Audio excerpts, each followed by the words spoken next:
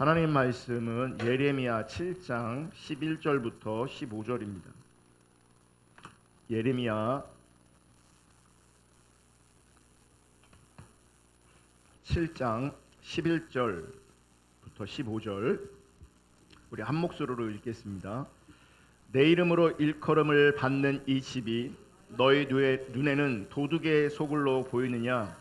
보라, 나 곧 내가 그것을 보았노라. 여호와의 말씀이니라.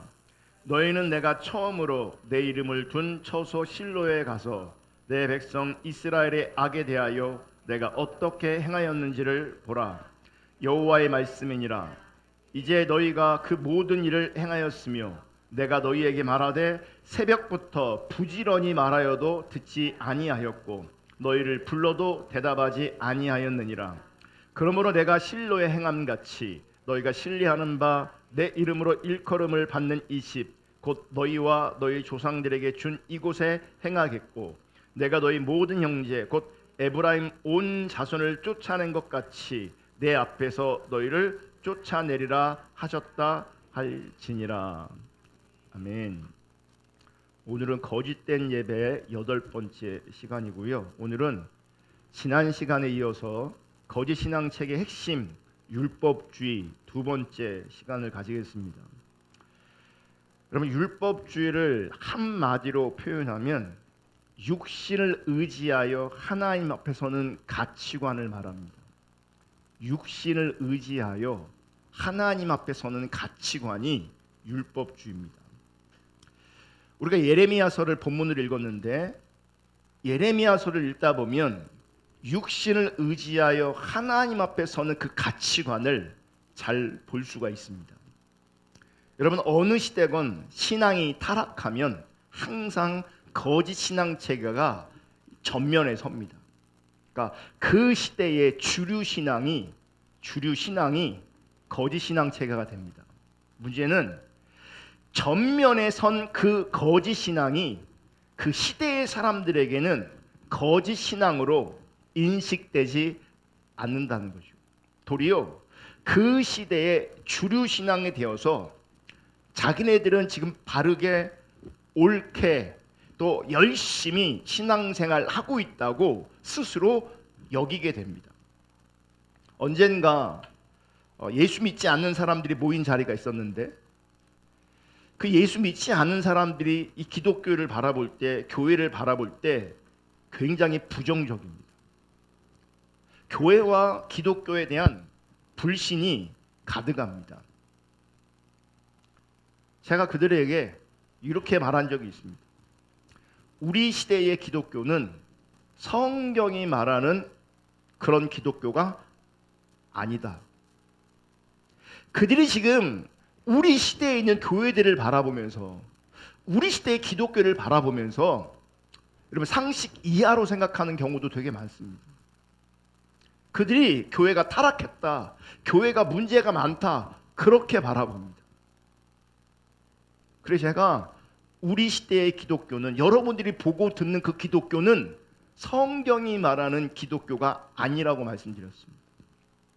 제가 왜 이런 말을 했냐면 예수 믿지 않는 세상 사람들은 뭘 보고 기독교를 평가하냐면 소위 말하는 요즘에 정광은 목사 집단이 있잖아요. 그분들이 기독교를 대표하는 것처럼 생각합니다. 왜냐하면 그분이 한기총 회장도 했거든요. 우리나라에서 많은 대형교회 목사님들이 그분과 교제하고 있거든요. 강단 교제하고 있거든요. 얼마 전에도 대전에 있는 큰 교회 그분이 와서 집회했어요. 그러니까 교단을 망라해서 총회장급, 원로급들이 그분과 교제하고 그분이 설교를 부탁하면 그분이 주최하는 그 집회에 그분들이 와서 메시지를 전한다고요.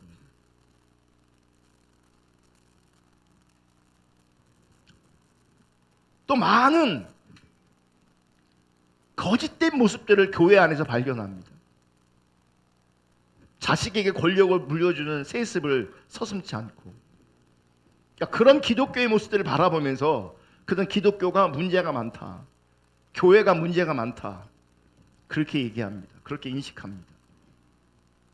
그런데 제가 지금 말한 그분들 있잖아요. 그분들은 우리가 잘못됐다, 우리가 틀렸다, 우리가 잘못 가고 있다, 그렇게 전혀 생각하고 있지 않습니다. 그들은 자기가 더 열심히 있다고 생각하고 자기들이 옳다고 얘기합니다. 그러니까 신앙이 타락하면 거짓 신앙이, 왜곡된 신앙이 전면에 섭니다. 그리고 그 시대를 지배합니다. 예레미야 시대뿐만 아니라 그 어떤 시대라도 신앙이 타락하면 거짓 신앙이 전면에 섭니다. 근데 그 안에 있는 사람들은 모릅니다. 그럼 그 거짓 신앙이 어떤 형태로 전면에 나서는가? 정확하게 율법주의입니다. 여러분, 예레미야 시대는 하나님의 심판이 실제로 임한 시대였습니다. 그러니까 시대의 말적인 상황이었어요. 그러니까 예레미야가 여러분, 회개하면 살게 할 것이다, 심판하지 않을 것이다 외쳤거든요. 근데 그들은 돌이키지 않아서 실제로 예레미야가 살아있는 그 시대에 심판이 임했어요. 거짓 신앙 때문에. 오늘 본문을 예레미야 7장 11절 15절을 우리 함께 읽었는데 한 번 더 읽기로 하는데, 똑같은 거 또 읽으면 좀 지루하니까 현대 성경으로 한번 읽어보겠습니다. 눈으로 잘 따라와 주세요. 너희가 보기에는 나의 이 성전이 강도의 소굴같이 보이느냐? 그렇다면 나도 이제는 너희를 강도들의 무리로 여기겠다. 여호와의 말씀입니다. 그러니까 보세요. 우리가 지금 예배하고 있잖아요. 우리가 교회에서 예배당에서 예배하고 있는데, 그러니까 여러분들을 향해서 지금 하나님께서 뭐라고 말씀하시냐면 강도라고 말씀하시는 거예요. 여기가 지금 강도의 소굴이 되는 거예요. 강도의 공동체가 되는 거예요. 여기. 근데 그 성전 안에서 그들이 한 건 뭔데요? 제사라고요. 성전 안에서 도둑질하는 걸 서로 나누고 그런 게 아니라 예배만 드렸다고요. 기도했다고요. 제사 드렸다고요. 근데 그들을 향해서 강도래요. 그러니까 사람들이 우리를 인식하는 것과 하나님이 그들을 인식하는 것은 엄청난 차이가 있는 거예요. 12절. 너희가 아직도 내 말을 깨닫지 못하겠으면 전에 내 성전이 서 있던 실로에 가서 그곳의 성전이 지금 어떻게 되었는가를 똑똑히 보아라. 이스라엘 사람들이 흉악한 짓들을 많이 하였기 때문에 나는 실로의 성전마저 때려 부수었다. 13절. 그런데 이제는 너희가 바로 그들과 똑같은 짓들을 저지르고 있다. 그러니까 과거에 신앙이 타락한 시대가 있었는데 그때 악을 행했는데 지금 너희가 똑같다는 거예요. 시대가 달라졌는데, 사람이 달라졌는데 타락한 신앙은 똑같다는 거예요. 똑같은 짓을 저지르고 있다는 거죠.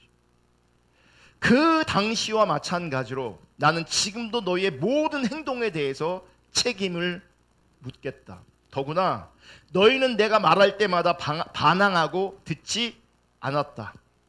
내가 아무리 불러도 너희는 대답하지 않았다. 14절.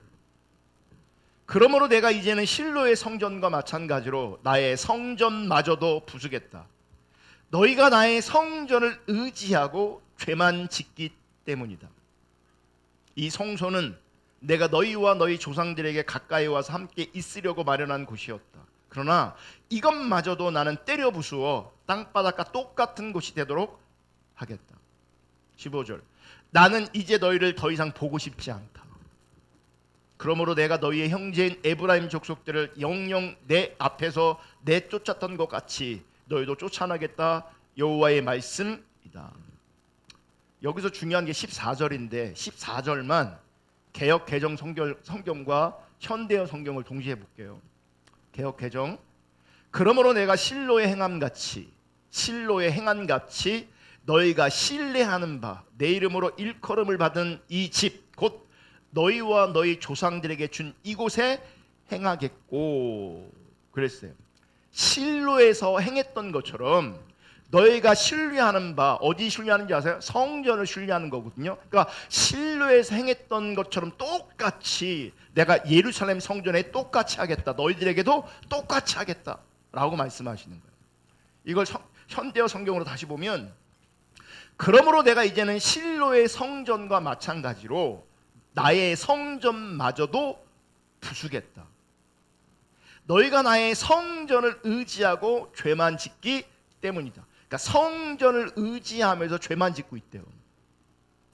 이 성소는 내가 너희와 너희 조상들에게 가까이 와서 함께 있으려고 마련한 곳이었다. 그러나 이것마저도 나는 때려 부수어 땅바닥과 똑같은 것이 되도록 하겠다.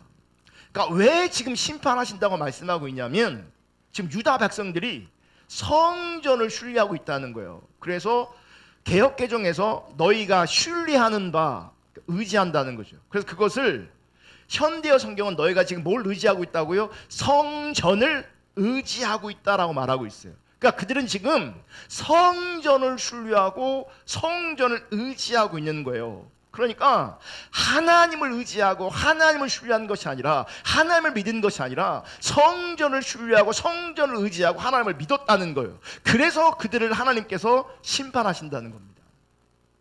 자, 우리가 그냥 성경을 읽을 때 이런 구절을 만나면 나와 상관없이 성경을 읽습니다.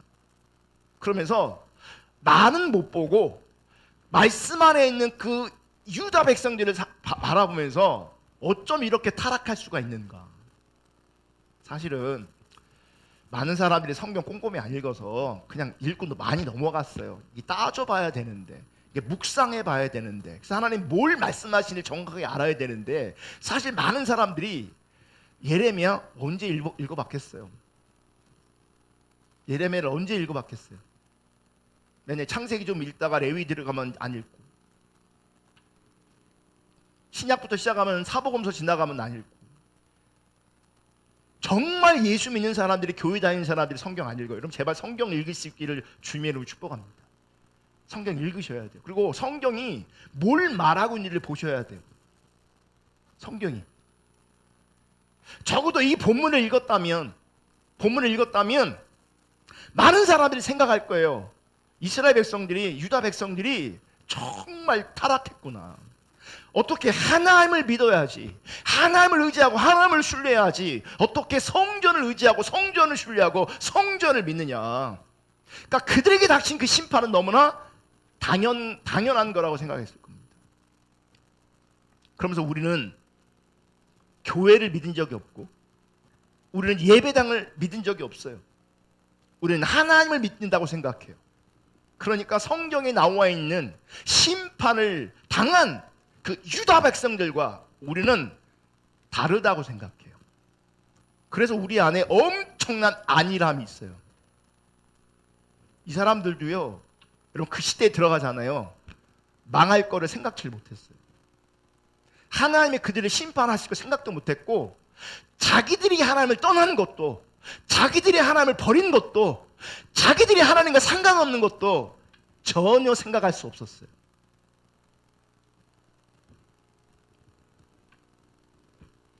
문제는 그 당시 유대 백성들이, 우리는 하나님 믿는 게 아니라 우리는 성전을 믿고 있어. 그들은 그렇게 생각하고 있지 않다는 겁니다. 하나님은 그렇게 말씀하시는데 정작 그들은 그렇게 믿고 있지 않다는 거죠. 안식일 날 제사로 나오면서 하나님께 제사를 드리러 온 것이 아니라 성전에게 제사를 드리러 왔다, 이렇게 믿고 생각하고 말하는 사람이 누가 있겠냐고요. 한 사람도 그런 인식과 그런 생각이 없다고요. 그들은요, 자신들은 당연히 하나님을 믿는다고 생각했을 것이고, 그들도 당연히 성전에게 제사하는 것이 아니라 하나님 그분께 제사한다고 생각했을 거라고. 그럼 뭐가 문제냐? 뭐가 문제인가를 여러분 정확하게 보셔야 율법주의가 뭔지 거짓신앙이 뭔지를 더 정확하고 선명하게 볼 수 있습니다. 그래서 이 율법주의, 뭐가 문제인가를 선명하게 보기 위해서 지금 예레미야에서 말씀하고 있는 내가 실로에서 행함 같이 그 실로에서 어떤 일이 있었는가를 봐야 해요. 사무엘상 4장에 보면요, 이스라엘 백성과 블레셋 간의 전쟁이 일어납니다. 그래서 이스라엘이 집니다. 그래서 1차 전쟁 때 4천 명이 죽습니다. 그러자 이스라엘 백성들과 장로들은요, 그러니까 책임을 누구한테 돌리냐면 하나님께 돌려요. 왜 우리를 패하게 하셨냐. 우리가 많이 그러거든요. 그러니까 진짜 원인을 봐야 되는데 우리가 영적 분별력이 없다 보니까 내가 힘들고 어려워지면 하나님 탓을 해요. 이스라엘 백성들이 똑같이 그렇게 했어요. 내가 잘못했는데, 내가 잘못한 건데 하나님 탓을 한다. 근데 하나님 관점에서 보면 그들이 전쟁에서 패한 것은 어쩌면 너무나 당연한 것이었어요. 왜냐하면 모양적으로는, 그리고 종교적으로는 그들 간에 많은 의식들이 있었어요. 많은 희생들이 있었어요. 그런데 제사장들부터 하나님을 아는 지식이 없었어요.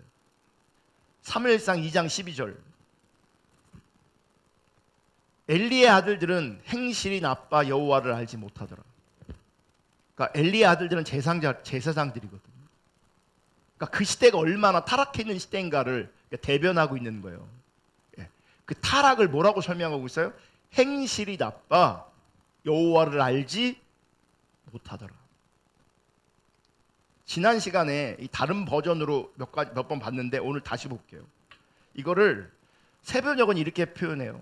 엘리의 아들들은 행실이 나빴다. 그들은 주님을 무시하였다. 그러니까 보세요. 주님을 알지 못하는 것은 뭘 말하는 거냐면 주님을 무시하는 것을 말해요. 그러면 주님을 무시하는 건 뭐냐? 여러분, 내 삶의 자리에서 하나님 그분을 인식하지 못하고 사는 것이 하나님을 무시하는 거예요. 그게 하나님 모르는 거예요. 그게. 그러니까 하나님을 상대로 원망하고 불평하고 욕하고 저주, 이게 아니라 그냥 하나님은 잊어버린 채 하나님 없이 하나님 무시하고 그냥 내 삶을 열심히 사는 거예요. 열심히. 그게 하나님을 무시하는 거고요. 그게 하나님을 모르는 거예요. 아멘. 이걸 또 어떻게 번역하냐면 쉬운 성경은 엘리의 아들들은 나쁜 사람들이었습니다. 그들은 여호와를 두려워할지 몰랐으며. 그죠? 봐요. 하나님 모르니, 그분을 무시하니, 다시 말하면 그분을 인식하지 않고 사니 뭐가 안 되겠어요? 당연히 하나님 두려워하지 않죠. 여러분, 이 시대에 정말 많은 사람들이 하나님 두려워하지 않습니다. 죄를 너무 쉽게 집니다. 하나님 없는 선택들을 너무 쉽게 너무 잘합니다. 왜 그러겠어요? 두렵지 않은 거죠. 두렵지 않은 거죠. 저는 개인적으로 하나님의 살아계심이 막 분명하고 선명하게 우리들 가운데, 여러분의 삶 가운데 막 나타나면 좋겠어요. 막 꿈에라도 막 나타나셔서 하나님이 우리를 막 못 살게 굴어야 돼. 그래야 막 정신을 차리고 그분을 생각하고 그분을 기억하고 막 그러잖아요. 근데 하나님은 내 생각과 다르신 분이에요. 그분은 높으신 하나님의 뜻이 있어서 내가 원하는 대로 그렇게 안 하세요. 그러다 보니 많은 사람들이 하나님을 몰라, 그분을 인식하지 못해, 그분을 무시해, 그분을 두려워하지 않아. 이런 삶이 쌓이면 뭐가 임하는 거냐면 심판이 임하는 거예요. 현대어 성경은 이렇게 표현해요.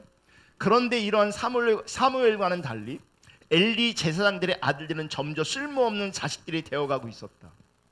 그들은 제사장이면서도 주님의 일을 위해서는 전혀 힘을 쓰지 않았다.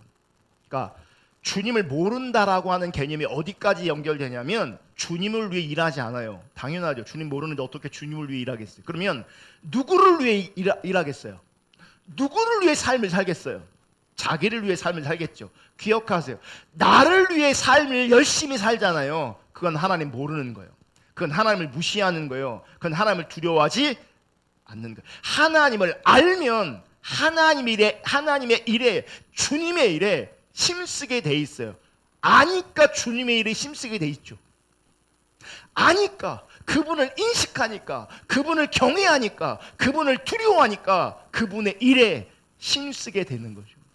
내 시간, 내 물질, 내 건강, 이런 것들이 하나님의 뜻 가운데 서 있게 되어지는 거죠. 하나님의 기준 가운데 서 있게 되는 거죠. 우리는요, 거의 다 자기 마음대로 하면서 주일날만 예배하는 자리에 있어요. 그게 타락한 시대의 사람들이 다 그렇게 됐어요.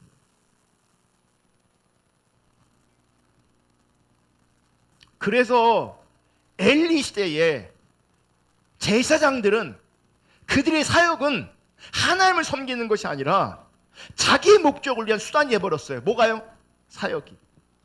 세상의 목적을 위한 수단이 해버렸어요. 뭐가요? 사역이. 그래서 그들의 삶 가운데 온갖 심각한 죄들이 막 발생하기 시작합니다. 사무엘상 2장 22절, 엘리가 매우 늙었더니 그의 아들들이 온 이스라엘에게 행한 모든 일과 회막문에서 수종드는 여인들과 동침하였음을 듣고. 안 넘어갔네.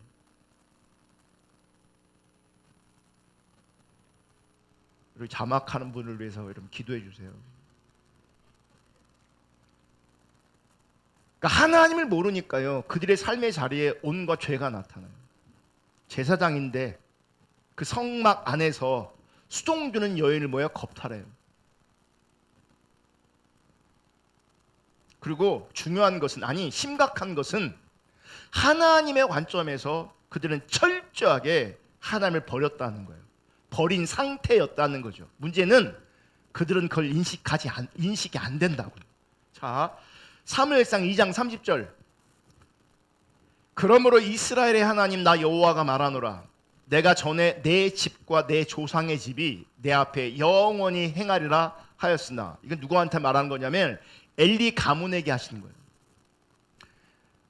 내가 전에 너희 집과 너희 조상의 집이 내 앞에서 영원히 행할 것이다, 하나님께서 분명히 약속하셨어요. 근데 이 약속은요, 언제 통하냐면 하나님과 바른 관계 가운데 있을 때 통하는 것이, 하나님을 떠나버리면요, 하나님의 뜻은 계속 지속될지 모르겠지만 그 하나님의 뜻 안에 있으면 되는데, 하나님의 뜻을 벗어나면 우리는 제외되고 다른 하나님의 사람들 통해서 그 일을 이루세요.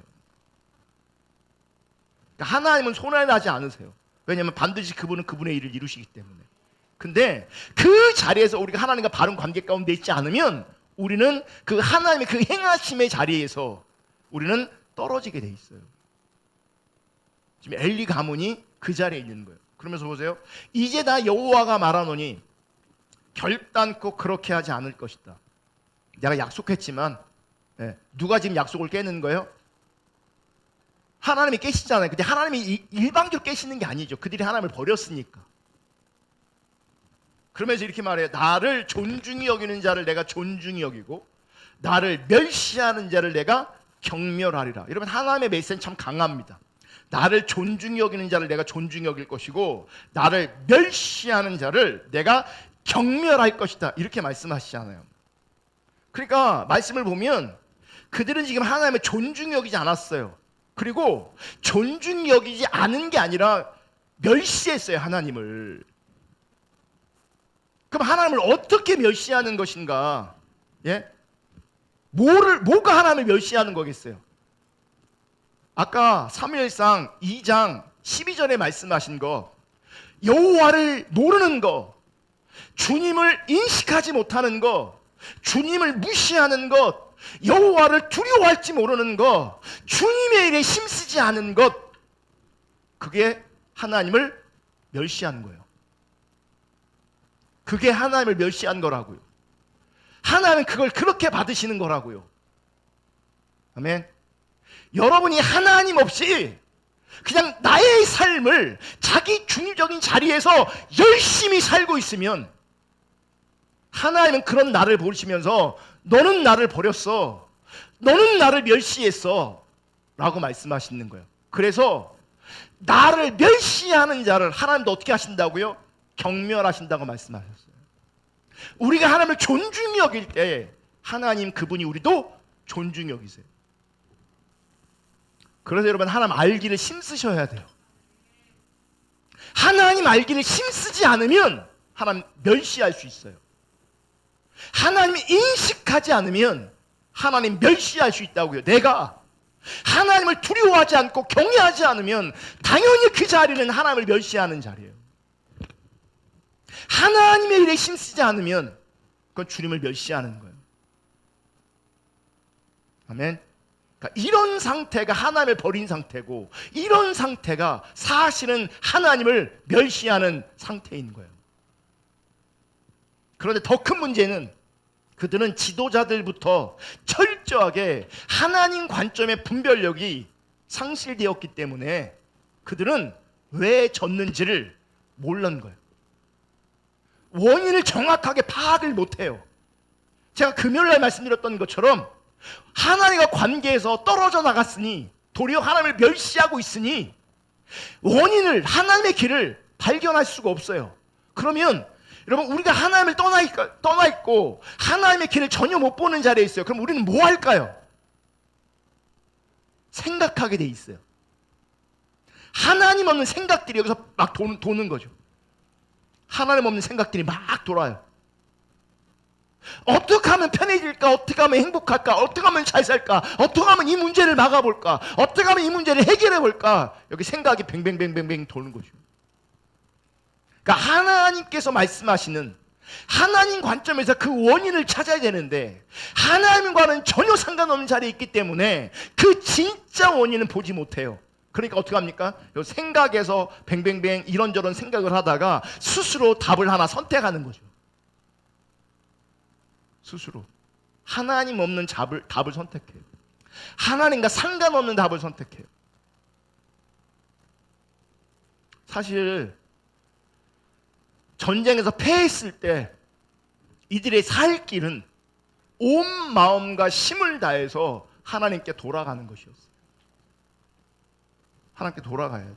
지금도요, 정말 많은 사람들에게 하나님께서 말씀하시는 메시지는 뭔지 아세요? 내게 돌아오라는 얘기예요. 내게 돌아오라고 말씀하고 있어요. 그래야 우리가 살아요. 그래야 저와 여러분이 살아요. 그래야 우리 자녀들이 살아요.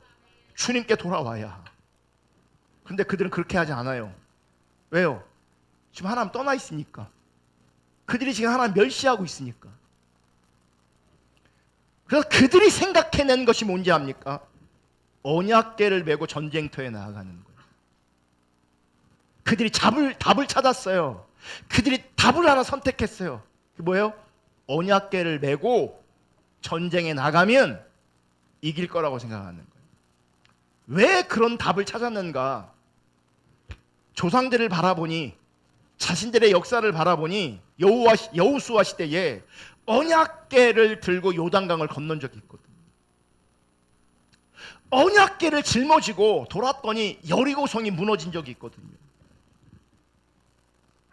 그래서 언약궤를 들고 나가면 전쟁에서 승리할 수 있을 거라는 확신을 가지게 되는 거예요. 하나님 관점의 분별력이 없기 때문에 하나님의 길을 전혀 몰랐고 하나님의 길 가운데 서지 않고 자기들의 방법이 나오는 거죠.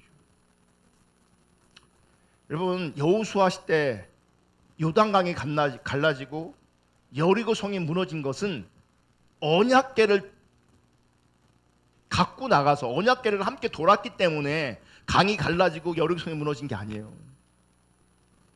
그들은 하나님과 동행하는 삶을 살았고 하나님의 인도하심을 따라 언약궤를 들고 나아간 거예요. 근데 그들은 뭐만 있어요? 하나님은 없고 하나님과 동행함은 없고 하나님의 인도는 없고 그 방법을 가지고 온 거죠.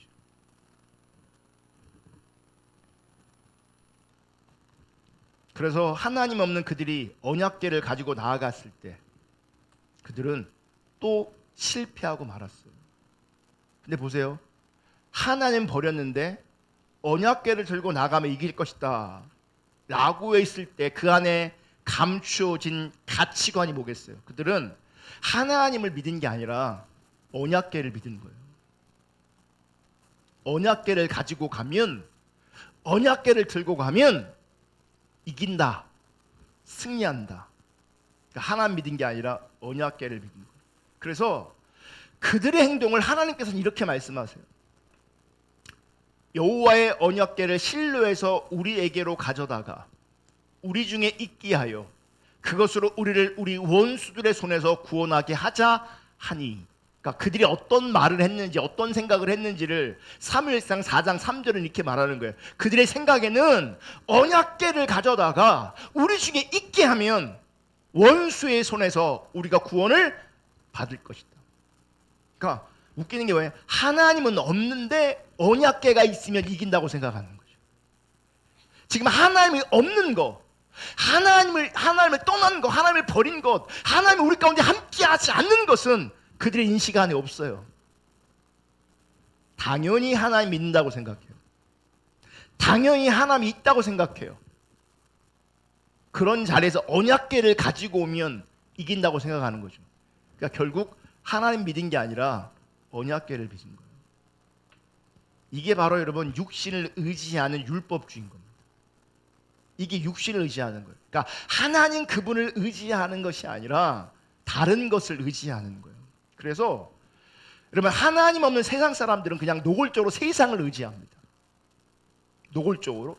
그런데 신앙이 있는 사람들은 그 세상과 함께 종교적으로 어떤 육신을 의지합니다. 하나님 말고. 문제는 율법주의 신앙은 가짜 신앙이기 때문에 하나님 앞에 아무런 효력이 없다는 거예요. 뭐냐면 그래서 언약궤를 가지고 왔을 때 여러분 사기가 충천합니다. 그래서 이제 우리가 이겼다라고 확신에 가득 찹니다.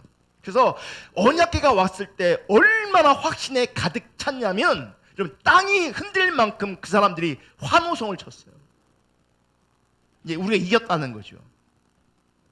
그런데 결국 전쟁에서 패하고 3만 명 이상이 죽고 엘리의 두 아들도 죽고 언약궤를 빼앗겼고 이 소식을 들은 엘리도 목이 부러져 죽었어요.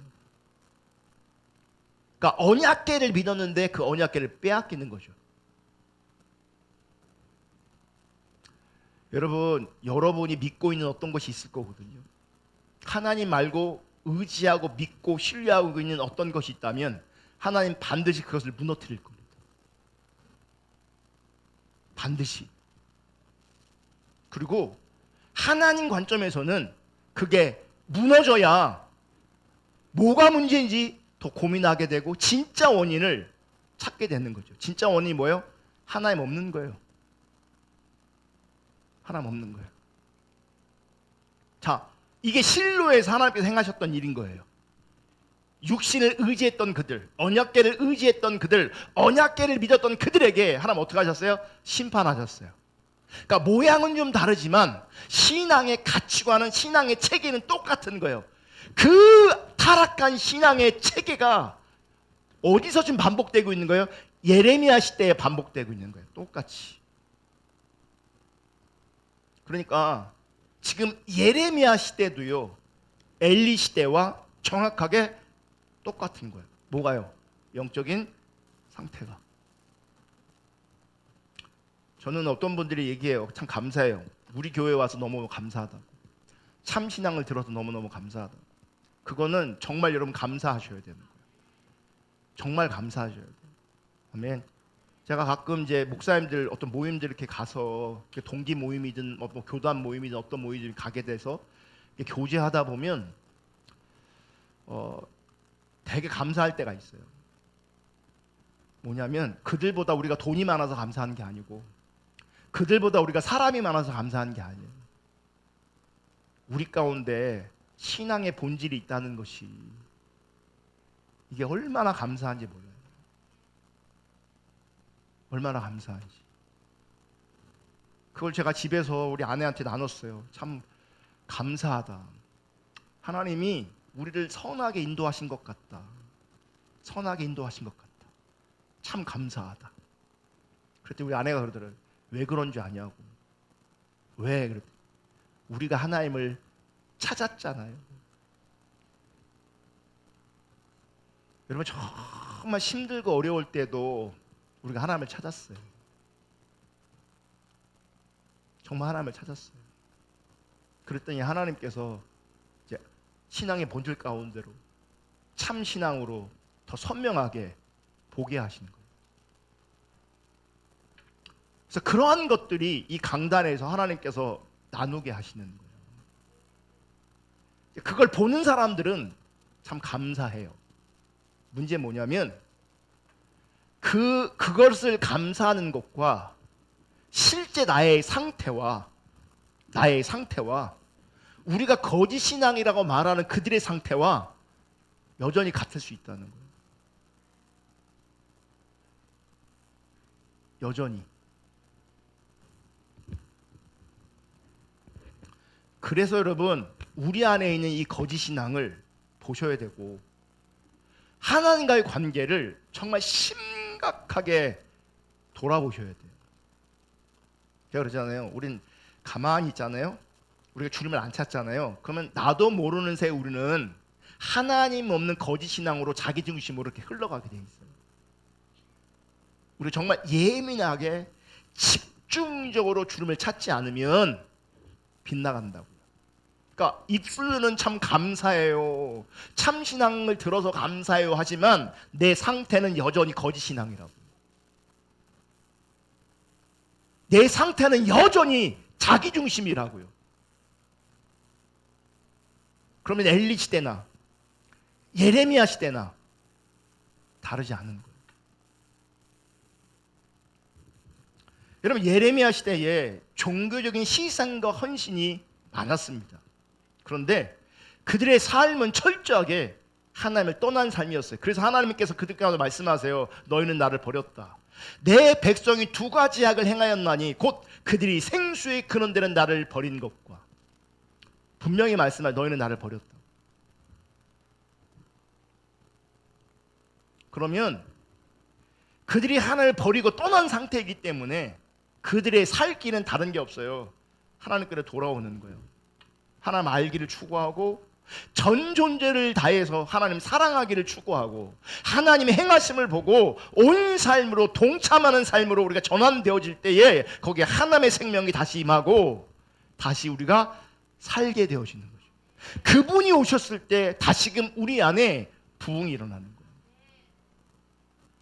여러분, 우리가 인생 살아보니, 제가 인생 살아보니, 보세요. 우리가 어렸을 때는 뭐 이렇게 퉁쳐서 고등학교 때는요, 대학만 가면 행복할 것 같아요. 대학 가면 정말 행복하던가요? 정말 행복하던가요? 예? 여기 물어볼까요? 행복해? 행복해? 행복하냐고? 행복하냐고요? 대학 들어가서는 취직 때문에 행복할 것 같아. 그럼 취직 때문에 행복하냐고? 뭐라고요? 지금 그 얘기하는 게 아니잖아요. 진짜 기쁘고 행복하고 만족하고 그런 삶을 사냐고요. 내 인생 가운데 돈이 벌려지니까 내가 먹고 싶은 거, 살고 싶은 거 이런 건 될지 모르겠지만 진짜 우리 깊은 곳에 행복이 있냐고요. 만족이 있냐고요. 결혼하면 그게 되냐고요. 안 돼요. 결국 안 돼요. 하나님 때문에 되는 거예요. 하나님 때문에 된다고요.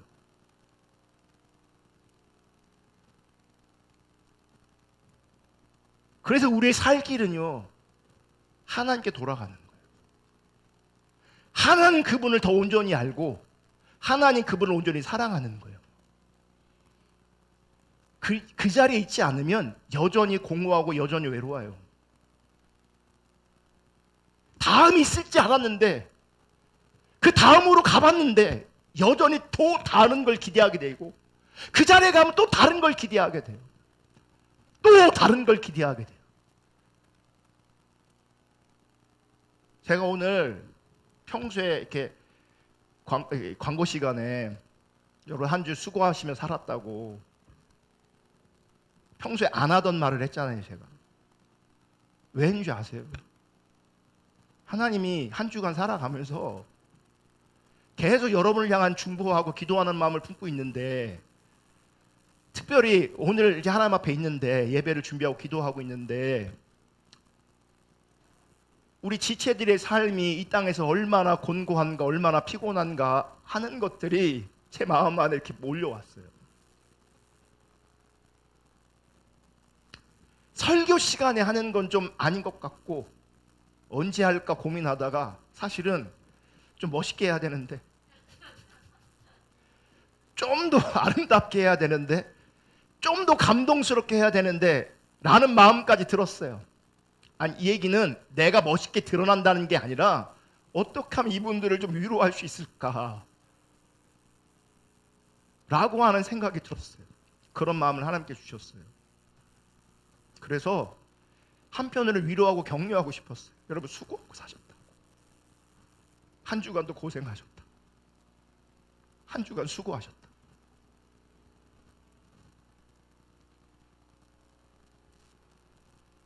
우리 인생이 그런 인생이에요.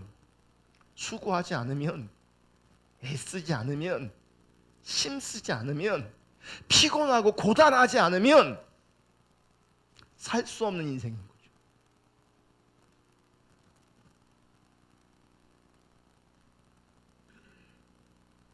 그러니까 이 피곤하고 고단하고 바쁜 여러분의 삶의 자리에 무슨 평강이요, 무슨 기쁨이요, 뭐 이런 게 얼마나 여러분 안에 일어나겠어요. 그래도요, 우리가 하나님 앞에 있으면, 하나님을 알고 하나님 사랑하면, 하나님의 행하심을 보고 그분의 뜻한 그 자리에 내가 동참하고 있으면 세상이 알 수도 없고 세상이 줄 수도 없는 기쁨과 평안이, 감사가 그 속에 있다고요. 아멘. 세상 사람들은 힘들고 어려운 거 자연으로 나가서 잠시 잊어버리려고 하는 거예요. 맛있는 거 먹으면서 여행하면서 잊어보고 싶은 거예요. 그걸 힐링이라고 생각하는 거예요. 근데 우리는 하나님 앞에 나오면, 그분 앞에 나오면 내 힘들고 고단한 삶을 잃어버리는 것이 아니라 도리어 하나님 앞에서 감사하고 찬양하고 경배하게 된다고요. 단순히 잊어버리는 삶, 단순히 내 인생이 무거웠던 그 인생이 가벼워지는 삶이 아니라 도리어 하나님 앞에 감사하고 기뻐하는, 그게 하나님을 회복한 사람들이 누리는 축복입니다. 예배하는 사람들이 누리는 축복입니다. 그래서 하나님 앞에 있으면 힘들었지만, 어려웠지만, 고단했지만, 때로는 고통스러웠지만 하나님 앞에 있으면 하나님께서 위로하시고 격려하시고, 그래 다시금 감사하게 하시고, 다시금 힘들고 힘들지만, 어렵지만, 또 수고해야 되지만, 또 반복되는 일상이지만 다시 도전할 수 있고, 다시 그 속에서 버틸 수 있는 거죠. 다시 살게 되는 거죠. 누구 때문에요? 하나님 때문에. 하나님 그분 때문에 그래요.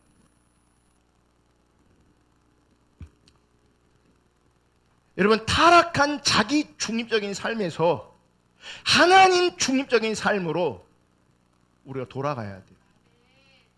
그게 결국 살 길이에요. 그게 생명을 누리는 길이에요. 아멘. 그런데 예레미야 시대에 하나님의 백성들은 그렇게 하지 않았습니다.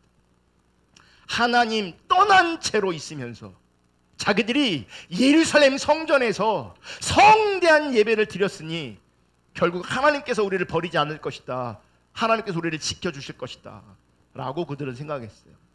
여러분, 그들이 우리가 표현하기는 성대한 예배라고 그러지만, 그러니까 외부적으로 볼 때 어떤 화려한 예배라고 그렇게 치부할 게 아니에요. 왜냐하면 그 안에 있으면 그 성대한 예배가 어쩌면 우리를 흥분시키고 우리에게 감동을 주는 소위 은혜스러운 예배일 수도 있는 거죠. 이렇게 은혜스러운 예배를 드리고 있는데 어떻게 하나님께서 우리를 버리실 수 있는가? 이렇게 은혜스러운 예배를 드리고 있는데 하나님 반드시 우리 가운데 함께 하실 것이다.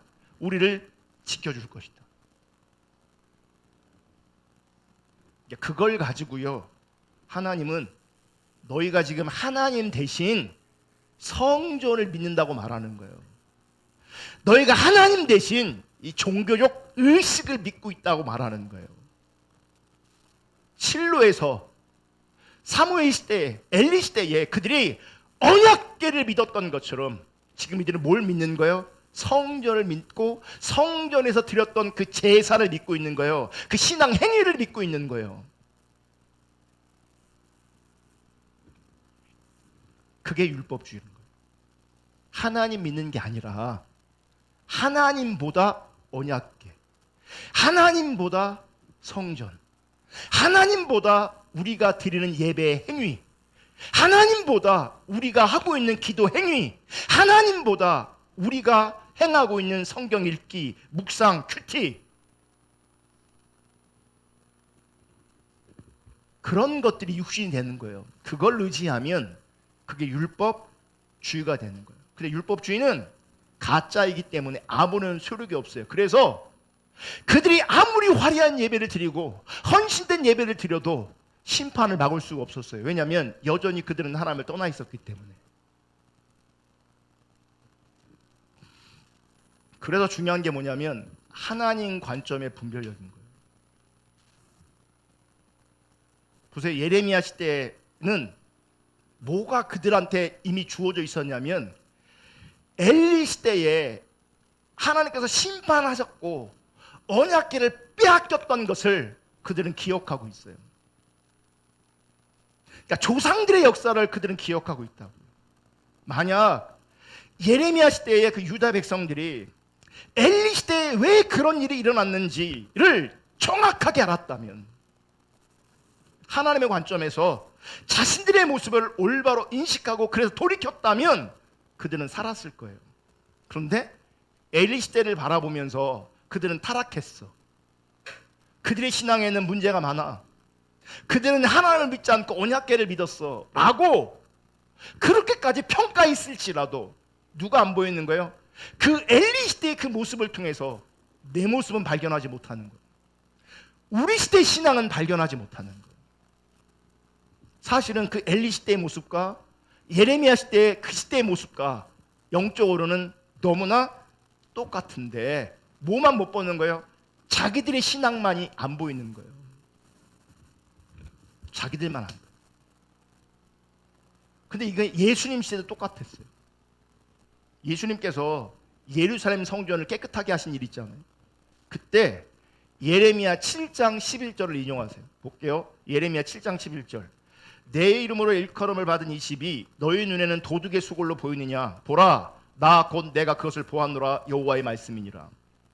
이거를 마가복음 11장 17절. 이에 가르쳐 이르시되 기록된 바 내 집은 만민이 기도하는 집이라 청함을 받으리라고 하지 아니하였느냐? 너희는 강도의 소굴을 만들었도다 하시매.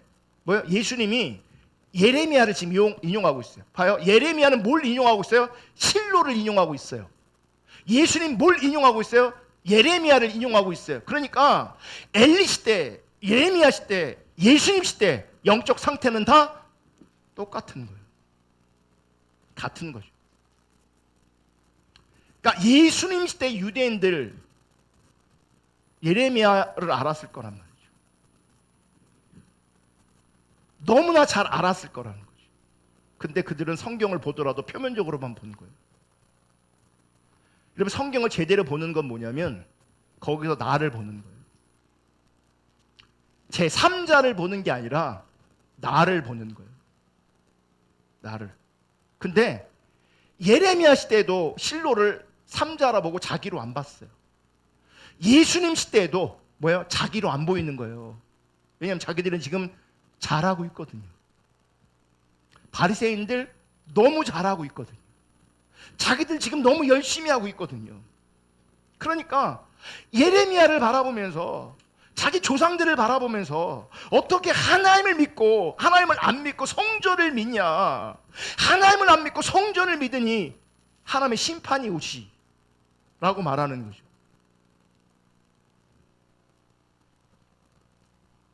자기들에게도 예레미야 가운데 있는 그 시대의 조상들과 사실 영적인 상태는 너무나 똑같은데 그게 안 보이는 거예요. 만약 예레미야를 통해서 혹은 실로를 통해서 자기들의 모습을 발견했다면 그들은 하나님께로 돌아갔을 것이고, 그러면 그들은 살았을 거예요.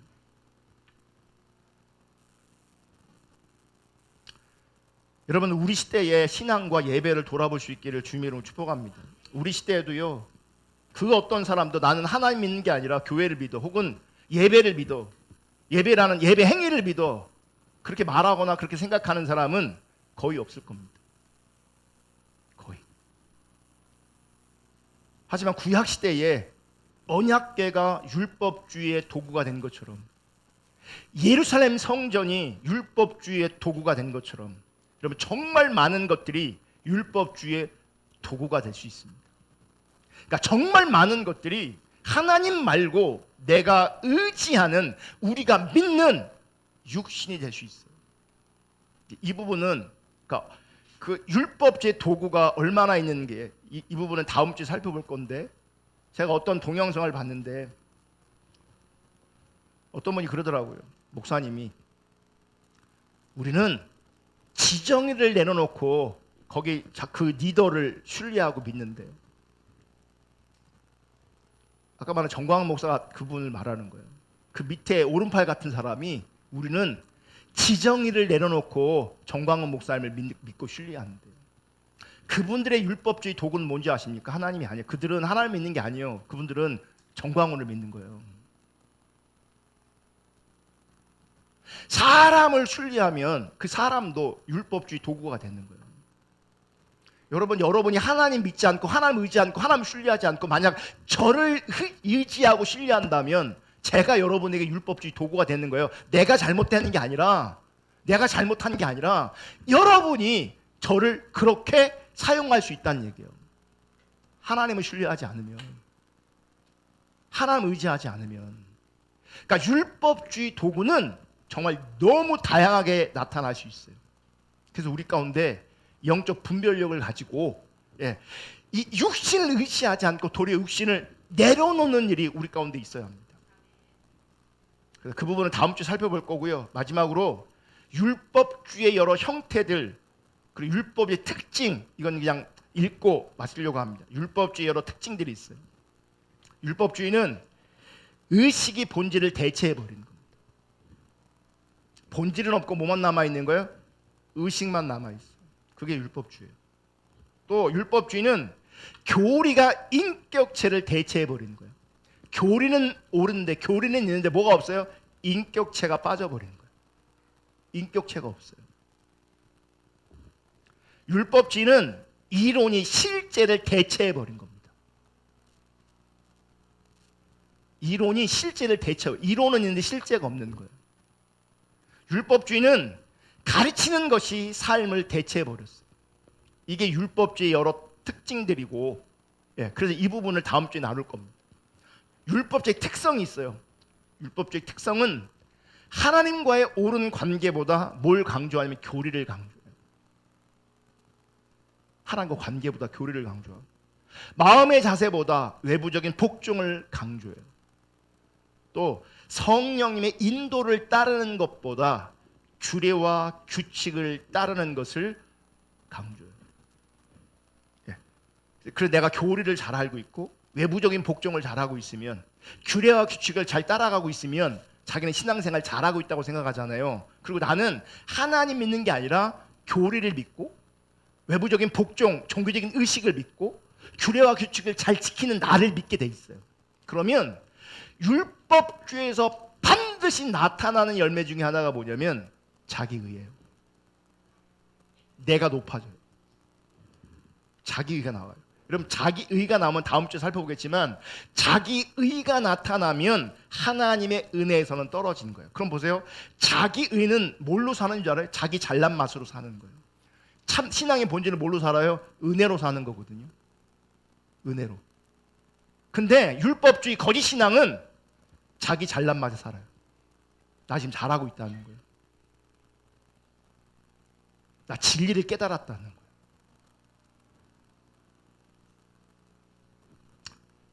다음 주에 이어서 살펴보겠습니다. 우리 찬양하고 기도하겠습니다.